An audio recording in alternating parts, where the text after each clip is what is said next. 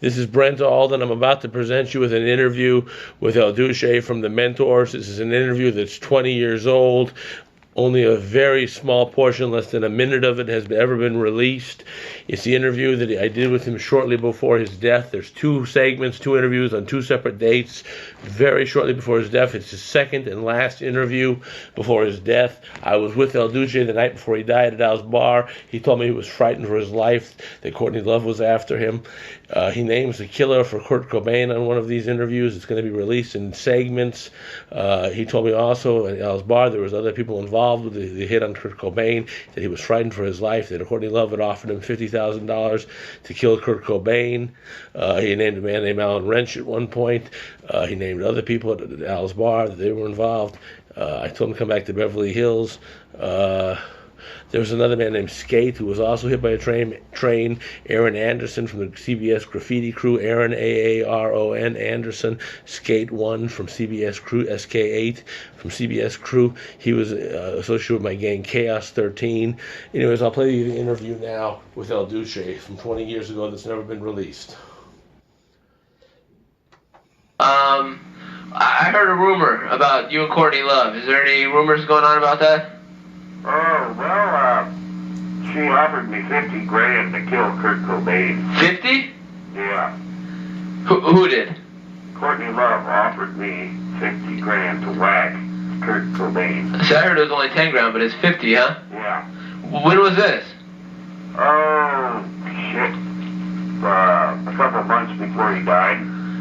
It's coming up on his death anniversary here. So It was around Christmas time, right around New Year's. Where did you meet her at? She came up to me at the rock shop. At the rock shop? Yeah, right there on Wilcox. Yeah. See, I was waiting for Seth to get off work at 8 o'clock. Right. We were going to go to a gig that night. Right. I forgot where, like Al's Bar or something like that. Right. And he was going to give me a ride over there for cooking a teaser or something. This limo pulls up out in front, and she gets out of the limousine and runs up. See, I've known her from before. Where did you know her from before? Sicky's old girlfriend, Carolyn Rue, that played on Courtney's first couple albums with Hole. Right. She used to be Sicky Whitebeater's girlfriend. Right. And she used to bring Courtney over to our pad and stuff. Right. And I always thought she was just a skinny, junky, trashy chick. Well, she was hooked on junk back then, I think. Yeah. That's what she says, right? Yeah. Yeah. And I always thought, and she always thought I was a drunken slob and an asshole. We never really talked to each other. Right, you and Courtney Love. She always go, she always stick her nose up in the air at my friends and me. When she came out of that limo, she came up to me, and I'm like, Big J. She goes, what are you doing out here? And I go, oh, just hanging out or something like that. But she goes, hey, I got to talk to you. She goes, you want to make some money? And I go, yeah. And she goes, I'll pay you $50,000 to whack my old man. You know who I'm married to, don't you? And I go, yeah. She goes, he's a real jerk. I won't pay you $50,000. She goes, where can I find you? And then Seth overheard her talking, and then Seth goes, hey, give her my card. And he handed his card to her. Right. And he goes, yeah, you can reach Elle through the rock shop here. I'm always here, Elle's always around between Hollywood and Riverside, and we don't know where he is, so you can leave a message with me. I see him every day, but he's in Hollywood. So she goes, okay, I'll keep in touch. She goes, I want you to blow his fucking head off with a shotgun. Really? And I'll supply the gun and everything. And I go, okay. And she goes, I can depend on you, right? I go, yeah. And then she got back in the limo. And then I thought she was kidding. Yeah. And I go back inside and I go, did you hear that? And because there's no one in the store hardly. I think there's one other guy was in there. And then Seth goes, yeah. He goes, fucking A, she wants you to kill Kurt Cobain? And I go, yeah. And he goes, for $50,000? And I go, yeah. And they go, what a fucking crazy nutty bitch, man. And they go, she's high. You know, and I go, yeah, she must be high. And then I come out and go on tour, and we were like in St. Louis, and all of a sudden, the owner of the club gets up on the microphone and says, hey, I got some news. I don't know if it's good or bad, but Kurt Cobain was found dead with his head blown off in Seattle. And I'm sitting there like, wow. Because you knew that. I had told a couple guys in my band, Heathen Scum or somebody in a roadie about it. Right. And then our roadie comes up to me and goes, fuck, Duce. He goes, you think that might have been... When I got back, I told Seth, and me and Seth freaked out. Hey, can you call me back in a bit? I got these phone numbers from this guy. Okay. Anyways, what were we talking about? We were talking about Courtney Love, man. Yeah. So what was your association with her before in the past? Well, she was, she had a band with Siggy Whitebeater's girlfriend. And he was one of your members in your band? No, she wasn't in my band. But Siggy Whitebeater was? Siggy Whitebeater went out with her drummer. With her drummer? Yeah. So, and... Right, and who's Siggy Whitebeater? He's one of the mentors, right? Yeah. So he was, what did he play? He was a guitar player? Guitar, yeah, he played the guitar. Huh, so that... Bring it in. So that's probably why she came to you then? Yeah, well, I knew her. You know, I'd seen her at parties. They did a gig one time, and she was there when we played with Social Distortion. Really? She was at that party, and she was like in the back room getting it on with some junkie and Social Distortion, I think. While she was married to her husband, huh? Yeah. Well, she's been married to a bunch of guys. Really? So did you... She's been up and down the block. So now that Kurt's died, the way that she had said that, do you think she was serious now? What she said? Yeah, I believe she was. I did a lie detector test for the LAPD. Really? And hard copy, and I did it for the Enquirer. Really? And the Globe. Really? Yeah. I haven't seen any of that on TV or anything though. Also been Courtney Love's dad's book. What did it say in there? He just believes that she killed him. Her own father? Her father, her own father. Yeah. Really? He called me up and goes, hey, she tried to kill me. I believe you. Really? Because then he interviewed me for the book. Huh. He gave me $100. Huh. He interviewed me and Seth at the Rock Shop one afternoon. Really? Yeah, then he sent us a check. Huh. And we couldn't cash it until we did the interview. He sent one check for $200 to Seth. And he goes, okay, call me as soon as you get the check in your hand. Right. And then I'll go ahead, otherwise I'm going to cancel it. How come there's not, I don't hear any press on this though? The police trying to do a cover-up or something? They're trying to... No, see, they don't have it's just hearsay as far as, but they're thinking about reopening the case. Where'd you hear this from? Well, see, this one detective that interviewed me, he got fired. Really? Yeah, so she's obviously got some weight going behind. She's another, I think she's the second OJ. Yeah, well, she's paying somebody off to keep this case from reopening. Right. That's what I heard. That's the private eye told me, and that's what her dad told me. Huh. Very interesting. Yeah. So back to the mentors. You guys got new albums coming out, or what's the plan with the mentors? Yeah, we were thinking about doing a live record. Really? Because we haven't put out a live one in a long time. Just what we were going to do is maybe record a few shows, you know, and then maybe put out Mentors Live. Huh. We haven't done that in a long time. But we've been working on some new material, but we haven't got together at the band since our last gig. Right. Which was about a week ago. But we got gigs coming up. We got a lot of gigs coming up on the weekends. Are you going to be playing in L.A.? Let's see here. We got Al's Bar. When? I'll go. On the 18th. Alright, I'll be there, man. And then Club Mesa on the 25th. Okay, I'll talk to you about it when I see you at Al's Bar. And this month on the 29th we're playing at King Arthur's or something. Where's that? I'm not sure. It should be in LA Weekly. Really? Yeah, just check the set at the Rock Shop. So did you ever remember like the Lads or any of those gangs around? Did that ever affect the punk scene to you? I remember them. Who do you remember? To the Cafe de Grand. When you say them, say who you mean so I can put it on the quote you. Okay, go start over. Yeah, I remember the Lads used to come into the Cafe de Grand. Any other gangs? Oh, FFF. Anyone else? Circle One. Circle One. And some band that used to write R13. R13, yeah.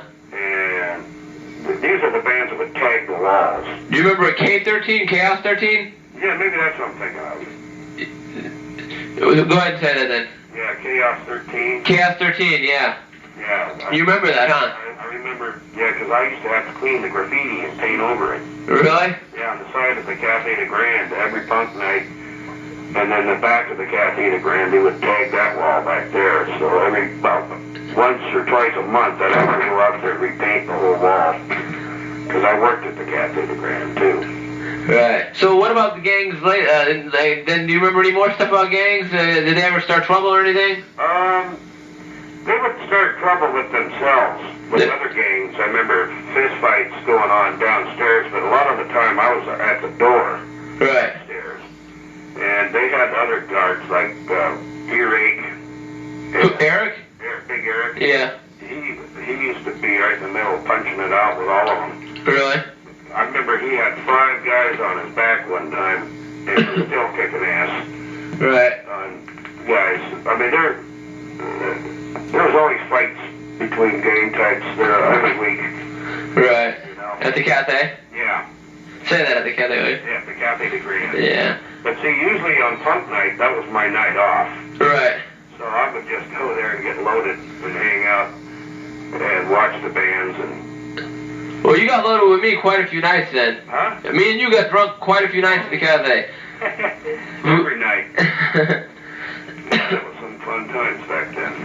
What about later on? The last time I saw, not the last time, but I remember I saw you play at Raji's few years ago as the Sex Devils. Yeah, that was just a side joke band I had going.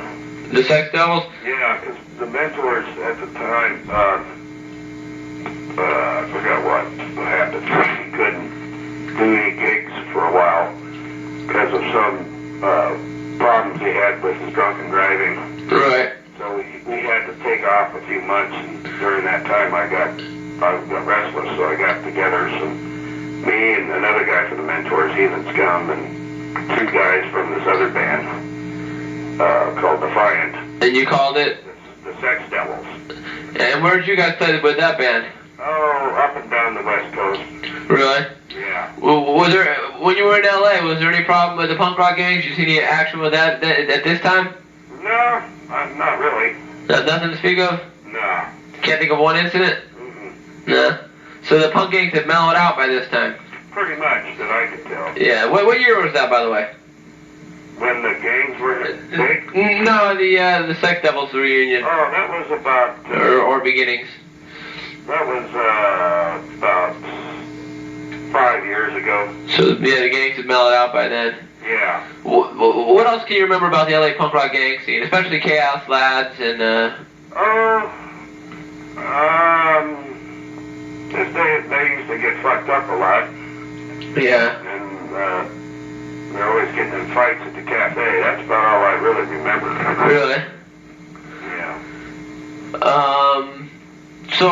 I think that now it's time for the Mentors are not getting their justice. You know, with bands like Green Day selling 1 million records and all. Yeah. I think the Mentors should be the ones selling 1 million records. It's pretty disgusting. I got a shirt I was wearing around on St. Patrick's Day that says Green Day sucks. Really? Yeah. I got it from Tuscaloosa, from whatchamacallit? Meatman. Right. And, I got that in New York. I was with G.G. Allen's brother, Merle Allen. Did you? Oh, really? Yeah, and he gave He traded it for a Mentor shirt. Tell me about Merlon. How do you meet him? We were playing a gig in New York with Gigi, and I met him. Right. When he was in Gigi's band, and then the Murder Junkies. And then Gigi died, and I hadn't heard from him in 2 years, and then we had a gig with the Murder Junkies. Right. In New York, and he showed up over there, and he goes, yeah, what do you think of my brother dying? And I go, yeah, it's pretty bad. No more Gigi. But I keep in touch with him all the time. He sends me letters every 2 months, and I send him letters back. We send tapes back and forth. Really? He wants to get his band out here, the Murder Junkies, with their new singer Jeff Tate. I heard Dee Ramone was in the Murder Junkies for a while. Yeah, he was gonna join. Yeah, I heard he was in it for like 3 weeks or something. Oh, really? Yeah.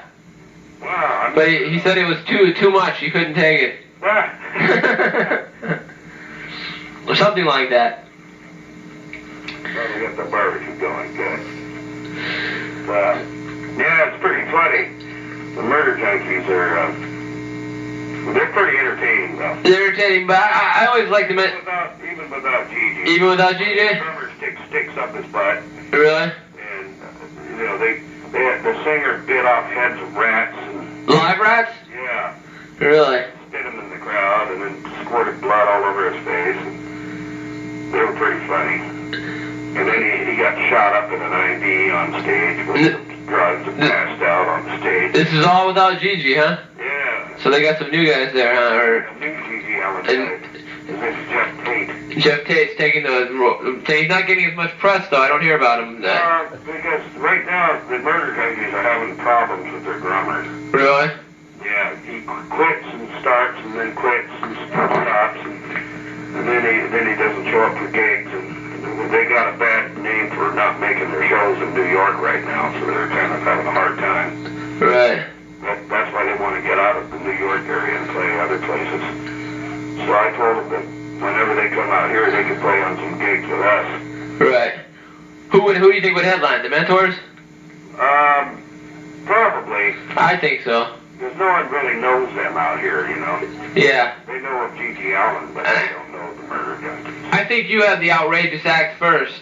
You were probably the originator of the outrageous act. Yeah, well, we've been around longer. Gigi didn't start up till like 79 or 80. Yeah. And he wasn't even that outrageous then. And then when he played with us, and the next time I saw him, he was completely different. He was copying you? Yeah. Because I used to shit and piss on the stage. And then what happened when Gigi saw that? And then, run around with my underwear on with shit stains on the back. Right. And then he wasn't doing that. He had long hair and eye makeup on. Who's he? He said say Gigi, or I could just change it to Gigi, I guess, but you're saying Gigi, right? Right. What would he do? Well, he had faggy makeup on and had long hair, and he had lipstick on and rouge. And the first time I saw him, I just thought he was just a faggot. Get away from me. And then I didn't see him for a long time. And then the next time I saw him, he had a shaved head. Yeah. And he was a lot, 4 times more hardcore than he was the first time I saw him. Right. All he did was just swear at the crowd. And then his music was so horrible, and he thought he was so great, and the crowd just said, get off the stage, you're nothing. Right. And then they threw him off the stage, and then we came on, and the crowd went crazy. Right. He came backstage, he goes, I'm more punk rock than you are, Duce. And I go, get out of here. And then the next time I saw him, he was a lot more cooler towards me. After he'd stolen the act. Yeah, and then he gets out there and he comes in with a shaved head. He goes, just like you, DJ. Oh. I saw a picture of him on the counter of the rock shop. I thought it was you for a second. And I said, oh, no, that's Gigi Allen. I said, no, did she? People were freaking out. Or this girl I know, she goes, God damn, dude. This guy, Gigi Allen, man. She goes, I mentioned that I knew you. And he's like, flipped out. He's like, oh, DJ, yeah. You know, how he was going to do a bunch of gigs with us and stuff. And then she was, is that true? Did you have a tour set up with Gigi Allen? Really? And I said, well, we were setting one up, but he died. Yeah. In June or something like that. And I remember we were supposed to do a bunch of gigs in like August. Do you think Courtney Love might have been involved with his death? Yeah. Put it past her. Yeah, she's an evil witch. Somebody's got to bring her down to her size. Yeah, she's a definite man. She's got enough money to pay off the government. She's another OJ. Yeah. That's what's keeping your story down that could get you all the press. Yeah, I know. I made it to the Enquirer and the Globe. Which issue? Where can I find it? I want to look It at. came out last April. Last April? Yeah, I've got copies of it. Do you? Yeah, I could get Xeroxes. Could you? Except that the Rock Shop's got a couple copies laying around. Really? Yeah. He's seen it. I know he's got copies. What about on hard copy? Was it on hard copy and all that? They filmed us to go on hard copy, but they haven't aired it yet. Really? Paid us and everything, but they go, this is until there's an actual case for the because they told us, they go, well, it'll be on next week. It'll be on. I was watching it for 3 weeks straight and never showed it. Really? And then finally the chick told us that they still plan to show it, but they just haven't got the okay yet. Right. They're afraid that they might get busted for it. They don't want to get in trouble for it. They don't want Courtney coming after him. Sued by Courtney, because Courtney has made threats to sue. Anyone who says that, huh? Yeah, that's what I. You want me to keep his name out of it? Yeah, just say I know who the killer is. Well, alright, then start over again. Just give me a quote. Don't use his name. Okay. And then use her name and the father's name. Courtney Love offered me the job. What job? And I couldn't handle it, so I told my friend about it. Right. And he's a judo expert and stuff, and he plus he shoots guns and stuff like that. And I hooked him up with Courtney Love, and now he's got a big old house now he just bought, and he mysteriously got all this money, and he went from being a dirt poor bum, pretty much like me, into owning a 4-bedroom house and a new motorcycle, a new truck. All of a sudden, all this showed up out of nowhere. So that's why I think he went ahead and got paid to whack him. Okay, now let's go back to what happened with you. You were standing in front of the rock shop one day. Okay, the rock shop. Courtney Love pulls up in a limo, gets out, runs up to me and says, Duce, listen, I need you to do a big favor for me. And I looked at her and I go, what's that? And she goes, listen, my old man's been giving me a real hard time. You know who my old man is, right? And I go, yeah, it's Kurt Cobain, ain't it? And she goes, yes. She goes, I'll pay you $50 grand to blow his fucking head off. And I said, you're kidding. She goes, no, I'm not kidding. I'm serious as a heart attack. And she goes, when can you do it? And I said, well, I guess any time. And then she goes, well, listen, where can I reach you? And I said, well, you can reach me here at the rock shop. But see, I have to take off on tour with my band. And I had mentioned to a few people, just brought out of her mind, they're crazy. And then my buddy, the guy I told you about earlier. Right. I told him about it, and he knew Courtney Love. And so I gave him the info that she told me, and then I hit the road, and then I think he just went ahead and whacked him, because now he's got a nice car and a nice pad and a nice motorcycle, and he had no money. Before this all went down, now all of a sudden he's got money. Did you think she was joking at first? I thought she was joking, yeah. But now? But then 2 months after she talks to me, I was on tour, and I get this on the news. Kurt Cobain gets his head blown off with a shotgun and commits suicide. And I go, what? What the hell? And it's I just go, man, I bet you anything she had someone whack him. And the guy that I think she had whacking my buddy doesn't want to talk about it. And he can't be found anywhere. And he can't be found. But I know about where he lives. But were there any? Me not to tell anybody. Were there any witnesses to hearing her say this? Yeah. So go ahead and use her name. When Courtney. Okay, yeah. Seth from the rock shop overheard her. Who? Section from the rock shop overheard Courtney Love offer me $50,000 to whack Kurt Cobain. Okay. Let's see. Now, what happened? Courtney Love's father, Hank Harrison, or something. And he calls me up. Start over again, saying Courtney Love's father. Okay, Courtney Love's father, Hank Harrison, called me up out of the blue one day.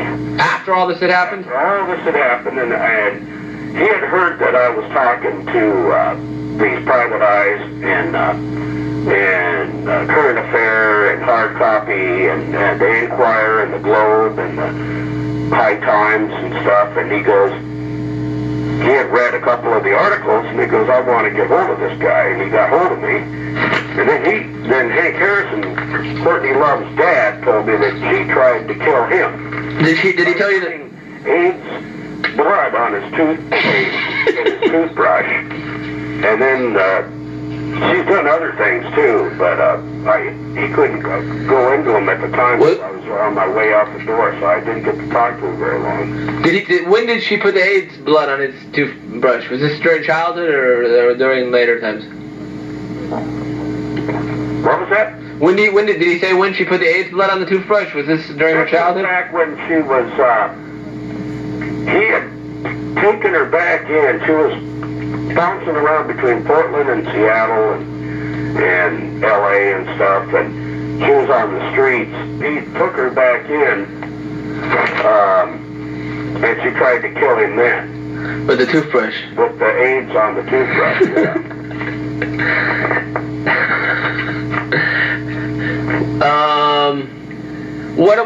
What other current affairs? What other great information do we have here? Oh, tell me more about Chaos. Now, you go back with Chaos from the cafe, hanging out, drinking beer with us, right? Yeah. Tell me about that. Well, that was back in 82, 83.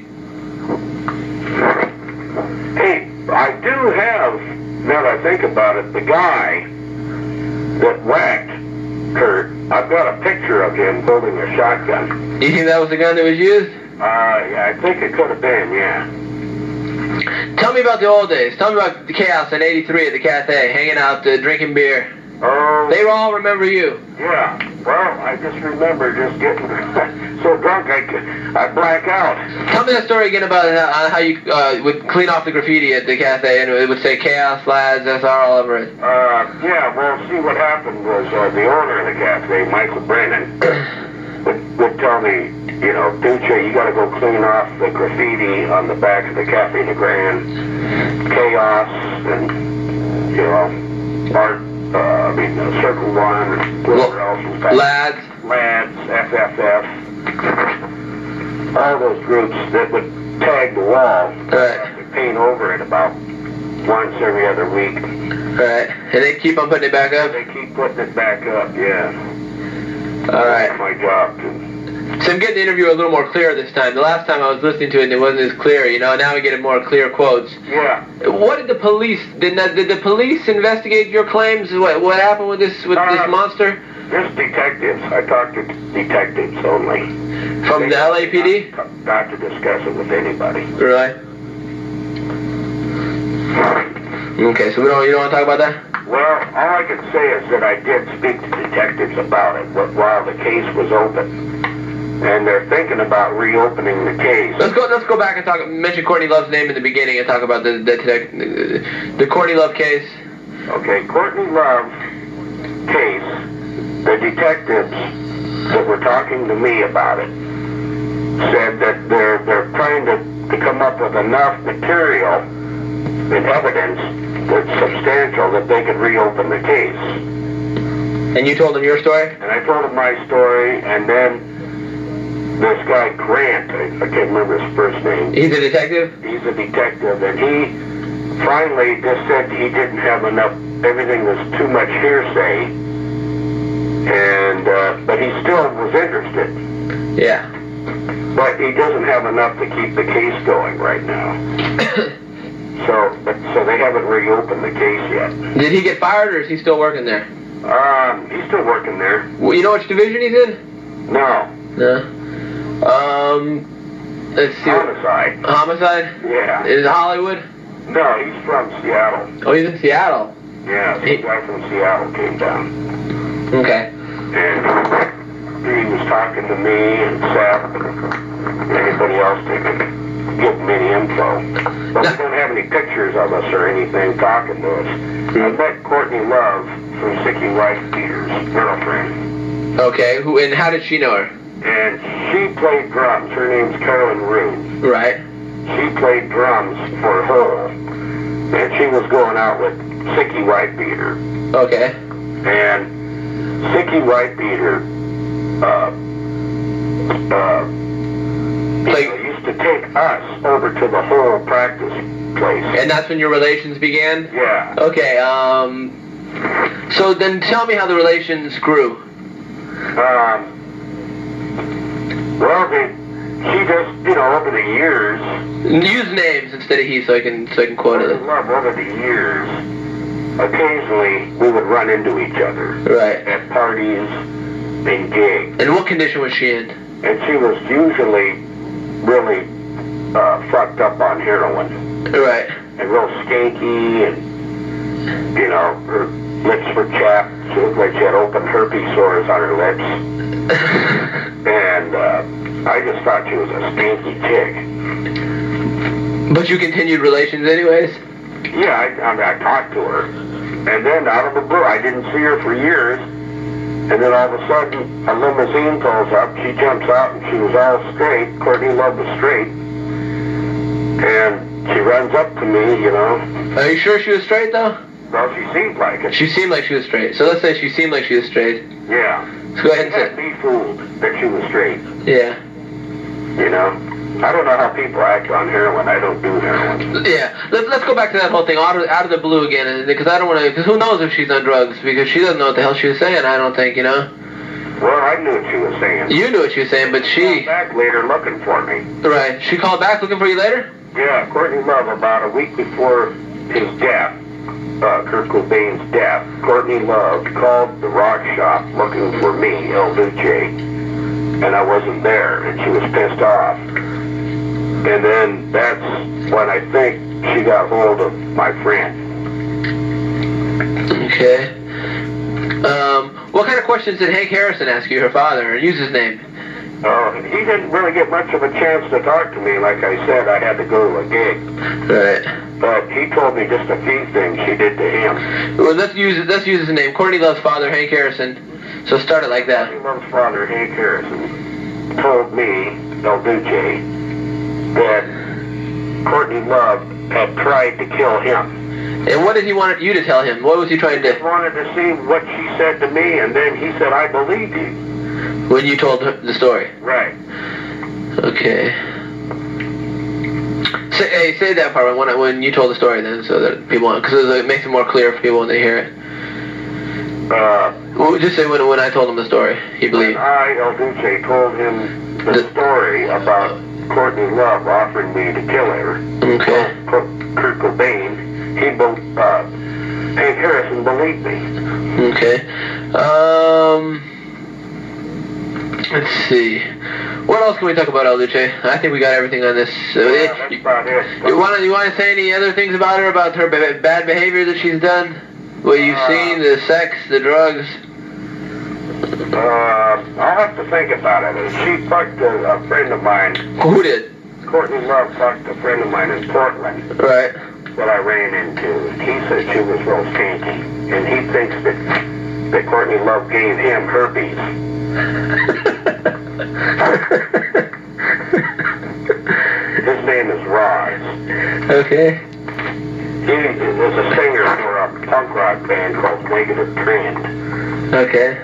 that used to They used to play with us back in 1979 and 80. I could get more, I'll have to,